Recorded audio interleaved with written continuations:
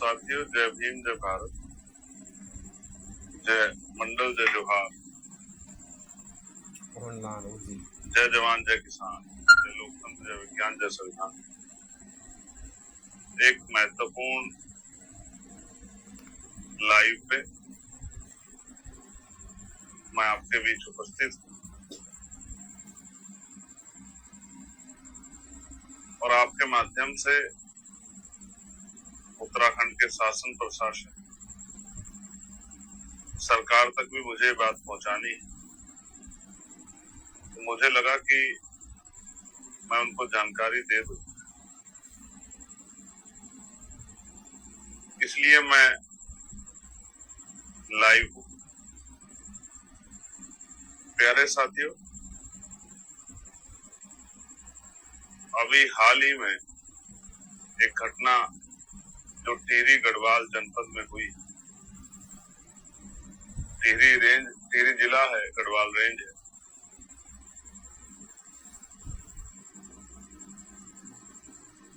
उसने मुझे बहुत तकलीफ दी है।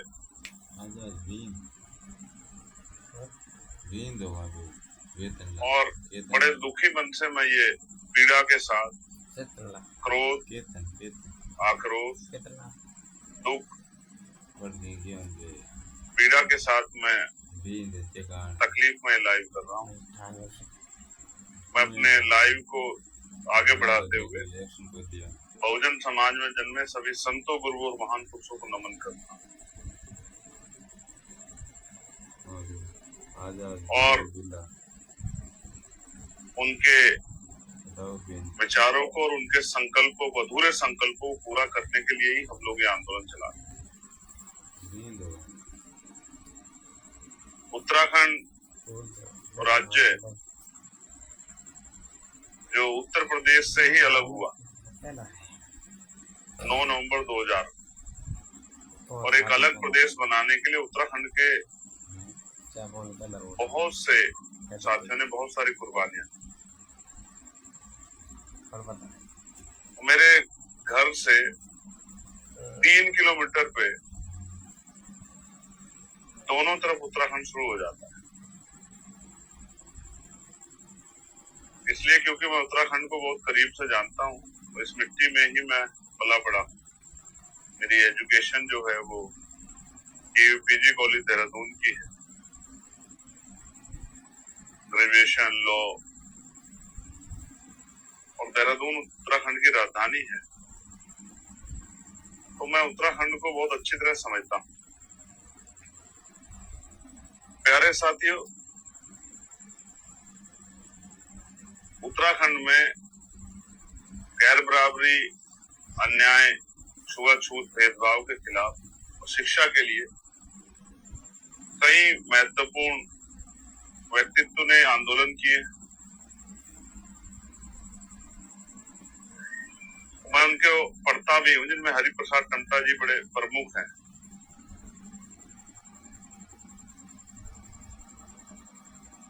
पर्यावरण के क्षेत्र में भी और कई क्षेत्रों में उनका बड़ा योगदान है। और उत्तराखंड को और समझिए कि यहाँ एक क्षेत्र है जिसको हम लोग जौनसार बाबर के नाम से जानते हैं। चक्राता से ऊपर का जो क्षेत्र है, चक्राता भी उसमें आता है, वो पूरा एसटी क्षेत्र है। वहाँ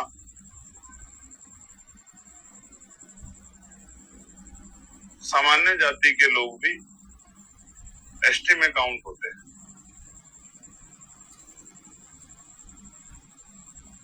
तो वहां किसी भी जाति का व्यक्ति हो, चाहे वो किसी भी वर्ग का हो, वो एसटी में ही काउंट होता है मैक्सिमम। तो जब मैं पढ़ता था तो बच्चों के सामने बड़ी परेशानी आती थी कि जब वो एससी का सर्टिफिकेट लेके जाते थे तो अधिकारी कहते थे कि बॉस ये तो एसटी क्षेत्र है, तो तुम्हें एसटी में का वो भरना चाहिए, सर्टिफिकेट यूज करना चाहिए। और जब वो एससी का सर्टिफिकेट एसटी का सर्टिफिकेट ले जाते तो कहते थे आप एससी के लोग, तो आप एसटी का कैसे भर सकते हो। तो कॉलेज के दिनों में भी वहां की समस्याओं से मैं अवगत हूं और मुझे कहने में कोई बुराई नहीं है भारत में जो जातिवाद है, भेदभाव है, छुआछूत है, गैर बराबरी है, वो उत्तराखंड में उसकी जो दीवारें हैं वो आज भी बहुत ऊंची हैं। ऐसी बहुत सारी घटनाएं हैं जिनको अगर आप सुनेंगे तो शायद आपका कलेजा थर-थर कांप जाएगा। कई ऐसी बड़ी घटनाएं, चाहे वो मंदिर प्रवेश को लेके हो, चाहे वो एक महिला का नाक काट दिया गया था, और जब उसके साथ जहां तक मुझे याद है दुष्कर्म हुआ था, और जब वो थाने गई थी तो फिर उसका नाक काट लिया गया, और एक व्यक्ति को उसका मुंह काला करके गधे पे घुमाया गया, और एक बड़ा और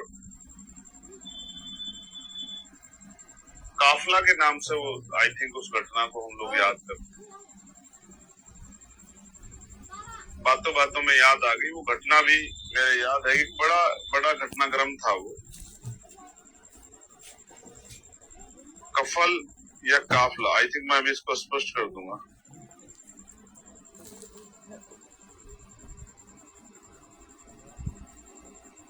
तो ये सारी घटनाएं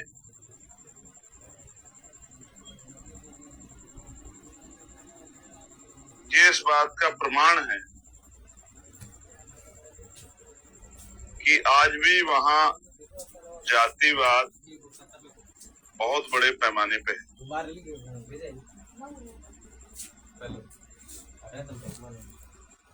उसका नाम है काफल्टा हत्याकांड,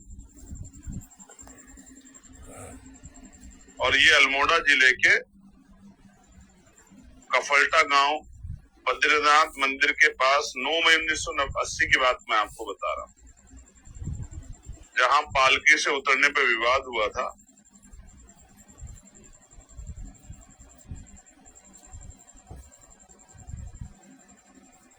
जिसमें 6 लोगों को जिंदा जला दिया गया। बस मैं ये बता रहा हूं आप लोगों के लिए। 14 बारातियों की निर्मम हत्या हुई थी, ये जानकारी बस मैं आपको दे रहा हूं। कफाल्टा के नाम से हम लोग उसको जानते हैं। बारात दूल्हे को भाग के जान बचानी पड़ी थी, और बाराती एक घर में घुस गए, उस घर को चारों तरफ से मतलब भूसा और वो सब डाल के आग लगा दी गई, जिसमें 6 लोग जिंदा जल गए थे, 14 लोगों की जान गई। मैं भी गया था, एक बच्ची का रेप हुआ था नैनसो, जहां उसकी माँ को अस्पताल तक वापस आने नहीं दे, अस्पताल तक जाने नहीं दे रहे थे रेप के बाद उस बच्ची को लेकर ट्रीटमेंट के लिए। उसको घेराबंदी कर ली गई थी, लेकिन वो बहादुर योद्धा माँ थी, क्योंकि माँ से बड़ा कोई नहीं होता, तो वो आई थी मेरे याद, मैं गया था। एक बार चक्की छूने पे भी वहां हत्या हुई थी, वो भी शेड्यूल कास्ट का व्यक्ति था जिसकी हत्या हुई थी, चक्की छूने पे, आटा पीसने वाले। और साथ में बैठ के भोजन करने पे भी एक घटना हुई थी, उसमें भी मैं गया था, जहां बारात में साथ में भोजन करने पे एक व्यक्ति को पीट पीट के मार देगा था। वो बच्ची मैं भावुक हुआ था, वो फोटो आज भी मेरे याद है। मैं गया था, अधिकारियों से मिला था, एसएसपी डीएम से, और डीएम हरिद्वार जिले के ही होते थे उस समय, या आई थिंक बिजनौर जिले के रहने वाले थे। डीएम मुझसे मिले थे, तो मैं रोक नहीं पाया था खुद को। उस बच्ची को जब मैंने रोकते देखा, कच्चा घर था उनका, एडमिनिस्ट्रेशन ने मुझसे वादा किया था कि वो उनको आवास देंगे, पट्टा देंगे जमीन का। मेरे याद है कि उस बच्ची के आंसू में देख नहीं पाया, अधिकारियों के सामने भावुक होकर मेरी आंखों से आंसू निकल पड़े। मैं रो पड़ा, क्योंकि इतना भावुक हुआ उसको सुन के। जवान बेटी थी वो, और एक बेटा था उनका। उसकी पत्नी ने मुझसे कहा कि भाई, बड़ा तकलीफ दे था वो।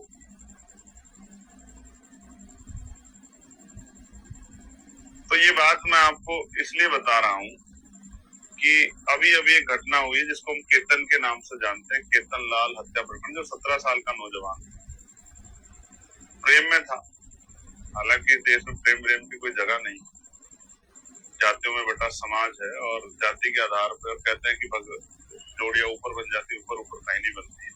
पढ़े लिखे लोग समझते हैं, माँ बाप तय करते हैं, भाई बहन तय करते हैं, परिवार के बड़े लोग तय करते हैं, कोई ऊपर नीचे नहीं बनती। बस हम क्योंकि आशावादी हैं तो हम करते क्या है कि जैसे हमें रास्ते में एक्सीडेंट अगर हमारा हो जाए तो हम कहते हैं कि हमारी गलती भी ना, तो हम कहते हैं कि अच्छा हुआ भगवान ने भाई कितने पेट डाल दी, अगर हम जिंदा बच जाते, वरना तो पता नहीं मर जाते। और जो भी होता है उसको कहते हैं भाई तो होनी कोई टाल नहीं सकता, तो होनी थी, किसी के हाथ में नहीं, ये कह के हम लोग उसको अपने मन को सांत्वना देते हैं, संतुष्टि देते हैं। तो इसलिए मैं समझता हूँ कि प्रेम प्रसंग वगैरह वो भी सच है, लेकिन इससे बड़ा सच है जातीय समाज। तो केतन लाल को फोन करके बुलाया गया और उसकी फिर रात को पीट के हत्या कर दी। पिता ने जो आरोप लगाए हैं, बताया है कि भाई उसके नाखून खींच ले गए, उसके पैरों में कील ठोक दी गई, उसके गुप्तांग को भी चोट पहुंचाई गई, उसके पूरी बॉडी पे चोट के निशान थे। एक निर्मम हत्या हुई। मैं कंपैरिजन नहीं करना चाहता, लेकिन हत्या तो बिहार में भी हुए भरत तिवारी की। उसके हाथ में तो बंदूक भी थी, इसके हाथ में उसके हाथ में पिस्टल भी थी, रिवॉल्वर आई थिंक कुछ था, लेकिन इसके हाथ में बेचारे के वो भी नहीं था। इसका अपराध था कि इसने शेड्यूल कास्ट में जन्म लिया और प्रेम कर लिया जाति व्यवस्था के आधार पर, जो तथाकथित ऊंची जाति है उसमें।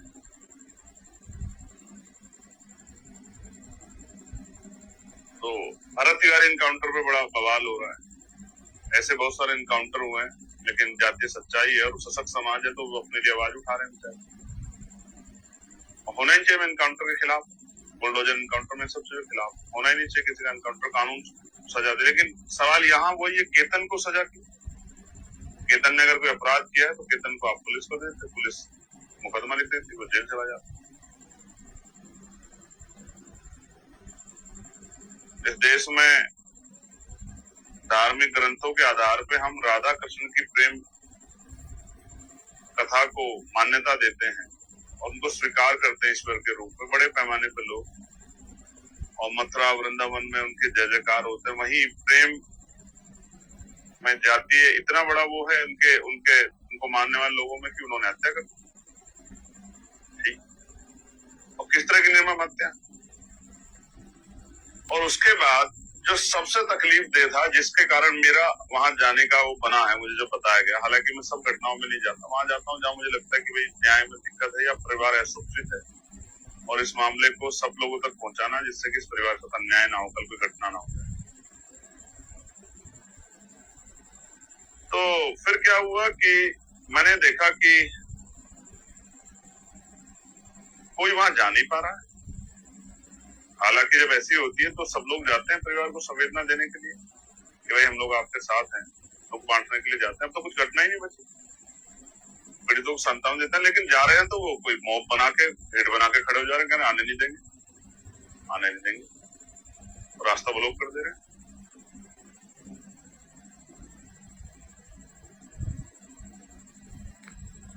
तो आर्टिकल 14, 15, 16, 17, 18, 19, तो क्या भाई आपने भारतीय संविधान नहीं पढ़ा? कैसे रोक सकते आप किसी को कहीं जाने से? हमारे परिवार के लोग हैं और उनको मारा जाएगा तो हम जाएंगे। तो जब मैंने उस बच्ची की वीडियो, उनकी माँ की वीडियो, उनके परिवार का स्टेटमेंट सुना, वो मुझे सुनेंगे आज, तो मैं उनको बताना चाहता हूँ उस परिवार को कि अभी चंद्रशेखर आजाद समाजवादी भीम आर्मी हमारी लीडरशिप जिंदा है। ये गलतफहमी किसी शासन प्रशासन को ना रहे कि हम मुर्दा लोग हैं और हमारे साथ अन्याय होगा और हम अपने परिवार से मिलने नहीं जा पाएंगे। ये गलतफहमी नहीं होना तो चाहिए कि कानून का राज ऐसा होना चाहिए था कि परिवार को सुरक्षित महसूस हो कि परिवार तो डर के सहम है, और जब परिवार के सामने उनसे जो मिलने लोग आ रहे हैं उनके खिलाफ इतनी बड़ी भीड़ इकट्ठा हो जाए तो परिवार कैसे सुरक्षित रहेगा? भाई कैसे कुर्सी पर बैठ के आप न्याय की बात कर रहे हो? भाई क्यों नहीं गए मुख्यमंत्री वहां उनसे मिलने के लिए, इस परिवार से? और उनसे भी ज्यादा शर्म की बात उन जनप्रतिनिधियों के लिए है जो SC/ST के जनप्रतिनिधि बनते हैं और उनके मुंह से एक शब्द में निकला परिवार के पास जाके हाथ उठाएं। सीख लीजिए, सामान्य जाति के नेताओं से सीख लीजिए भाई, कि भरत तिवारी के समर्थन में उनके समाज के सब लोग खड़े हैं, आंदोलन कर रहे हैं, बाल मुंडवा रहे हैं और बड़े बड़े मंत्री मैंने सुना जवाब दे रहे हैं, सवाल खड़ा कर रहे हैं कि भाई ये क्यों किया, वो क्यों किया। इस देश में पहला इनकाउंटर नहीं, सैकड़ों इनकाउंटर, हजारों इनकाउंटर उत्तर प्रदेश में हर दूसरे दिन इनकाउंटर होता है और जिसका इनकाउंटर होता है उसकी डेड बॉडी भी उसके परिवार के लोग जला नहीं पाते, उसकी डेड बॉडी भी प्रशासन तय करता है। कितने आंदोलनों में गोलियां चली हैं, उन पर हथियार नहीं थे, NRC का आंदोलन था, मैंने देखा था हथियार नहीं थे उन पर, लेकिन गोलियां माथों में लगी, छाती में लगी, पेट में लगी और उनके दफीने भी बहुत दूर दूर हुए। और 2 अप्रैल का आंदोलन मेरे याद है किसी पे हथियार नहीं था, हमारे बच्चे पे गोलियां चली और मारे गए। मुजफ्फरनगर में, मेरठ में, ग्वालियर में मारे गए लोग और जो लोग आंदोलन कर रहे थे उनको जेल में पड़ फूट दिया, रास्ता लगा लात मार मार के। तो मैं इनका स्वतंत्र प्रतिनिधि हूं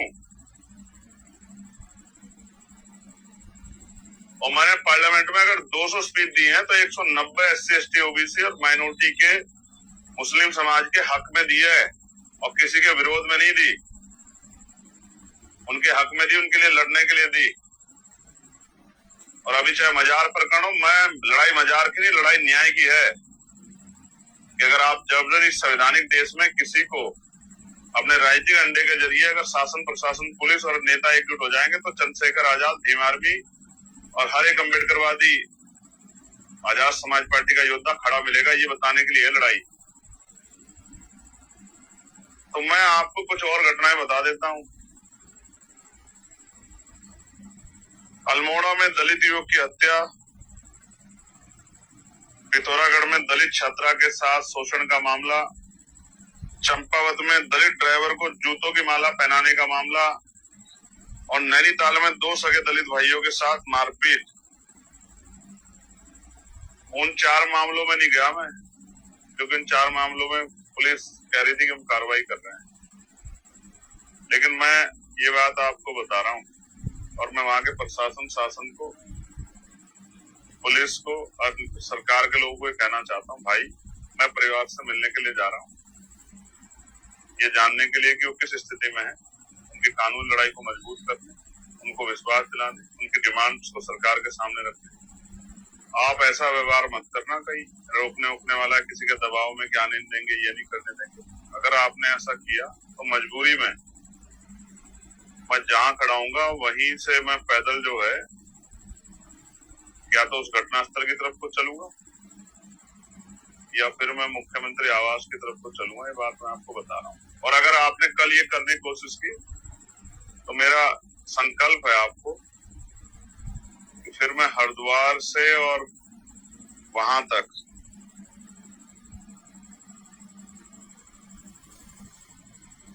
देहरादून तक, उन्हीं गलियों तक जहां मैं पढ़ के आया हूं,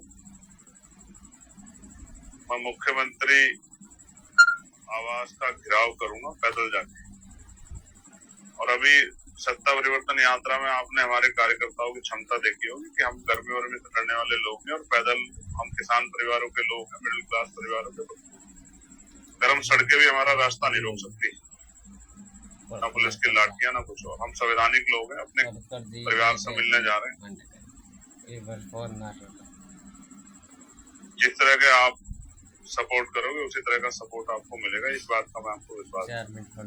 और मैं एक जनप्रतिनिधि हूँ, भारतीय संसद लोकसभा का चुनावा सांसद हूँ, संवैधानिक व्यक्ति हूँ। मैं प्रशासन और शासन से और सरकार से सहयोग की उम्मीद करूंगा कि वो हमें सहयोग देंगे और हमें हमारे परिवार से मिलने देंगे और फिर उनकी बात को हम मीडिया के जरिए या पत्राचार के जरिए सरकार के सामने रखेंगे। उस परिवार को किस हालात में, उन परिवार को किस तरह की आवश्यकता भी है। लेकिन मैं एक वादा आज आपसे और कर रहा हूं ये लड़ाई यहीं खत्म नहीं होगी। अब जब भी दलित अत्याचार होगा तो वो पैदल मार्च ही होगा, जहां भी होगा, चाहे वो सहारनपुर से लखनऊ हो, चाहे वो सहारनपुर से देहरादून हो, हरिद्वार से देहरादून हो, या ग्वालियर से भोपाल हो, या आगरा से जयपुर हो। मैं बाबा साहब अम्बेडकर की उस बात को मान चुका हूं कि राजनीतिक सत्ता ही वो चाबी है जो आपकी सारी परेशानियों का हल करेगी, जो आपके दुख टुकड़े, आपकी तकलीफों को, आपके हिस्सेदारी अधिकारों को सुरक्षित रखेगी। इसलिए मैं ज्यादा काम अगले विधानसभा चुनाव उत्तर प्रदेश उत्तराखंड पे कोशिश कर रहा हूँ, ज्यादा समय दे रहा हूँ। राजस्थान में बहुत अत्याचारी घटनाएं हो रही, मेरे पास खबर आ रही। मैं स्टेट की टीम कहूंगा कमर कसे, कोई एक मामला भी ऐसा ना हो, अपराधी चाहे किसी भी धर्म का हो, किसी जाति का हो, हिंदू हो, मुसलमान, किसी भी, कोई भी हो, आप जाके भीमार्मी के हमारे साथियों की लड़ाई लड़े, उनको न्याय दिलाएं संवैधानिक दृष्टिकोण से, कानूनी रूप से। मध्य प्रदेश में भी बहुत सारी घटनाएं हो रही है। बहुत जल्द मुझे दतिया भी जाना है। दतिया के उपचुनाव में आजाद समाज पार्टी का प्रत्याशी जीते, उसकी तैयारी के लिए मैं आप सबका अभिनंदन करता हूं कि आपने मुझे सुना। और जो साथी कल चलेंगे उनको मैं कहूंगा कि वो अपने प्रदेश अध्यक्ष से बात कर लें, डिस्ट्रिक्ट लोगों के, जो डिस्ट्रिक्ट लीडरशिप उनसे। कल हम जाएंगे उस परिवार से मिलने, उस परिवार की पीड़ाओं को सुनेंगे संवैधानिक रूप से, और फिर आके मीडिया के जरिए, पत्राचार के जरिए, या अधिकारियों से मिलकर वहीं अपनी डिमांड को रखेंगे। ऐसा मेरा विश्वास है कि प्रशासन, पुलिस, सरकार कोई इसमें रोकथाम नहीं करेगी और हमारी मदद करेगी, और ये साबित करेगी कि उत्तराखंड संविधान से चल रहा है। उत्तराखंड पाकिस्तान नहीं है, चाइना नहीं है, जहाँ कोई चुनाव सांसद नहीं जा सकता है या जाके अपने लोगों से मिल नहीं सकता है। अपराध रोकिए सर, हमें रोकने की बजाय या किसी को भी रोकने की बजाय पीड़ित से मिलने जो जा रहे हैं, अपराध रोकिए। इस पर घटनाएं ना हो तो क्यों जाए। आपने मुझे सुना, आपका अभिनंदन। और उत्तराखंड में रहने वाले मैं हर schedule caste, schedule tribe, backward Muslim भाई से कहना चाहता हूँ, सामान्य जाति के भी जो संविधान को मानने वाले लोग हैं, कि भाई कब तक जो है जाति धर्म के नाम पे अन्याय होता रहेगा, तुम जाति होते रहेगी। आप लोगों को भी सोचना चाहिए, और नौजवानों को स्पेशली सोचना चाहिए, युवाओं को सोचना चाहिए कि युवाओं की प्रायोरिटी क्या है, जाति धर्म संप्रदाय है, या फिर रोटी कपड़ा मकान रोजगार, सामाजिक न्याय, हिस्सेदारी और उनका आर्थिक सशक्तिकरण। इसके बारे में सोचना। आपने मुझे सुना, धन्यवाद। आप सबके लिए मंगल कामना। जय भीम, जय भारत, जय संविधान, जय मंडल, जय जोहार, जय जवान, जय किसान, जय लोकतंत्र, जय विज्ञान। कल आपसे मुलाकात होगी। जो परिवार अगर मुझे सुन रहा है, मेरी बहन, मेरी माँ, केतन के परिवार के लोग, कल आऊंगा आपसे मिलने के लिए, और उम्मीद है कि जो भाई चला गया उसको तो वापस नहीं ला सकते, लेकिन आपको न्याय दिलाना। धन्यवाद। आपका भाई, आपका बेटा एडवोकेट चंद्रशेखर आजाद।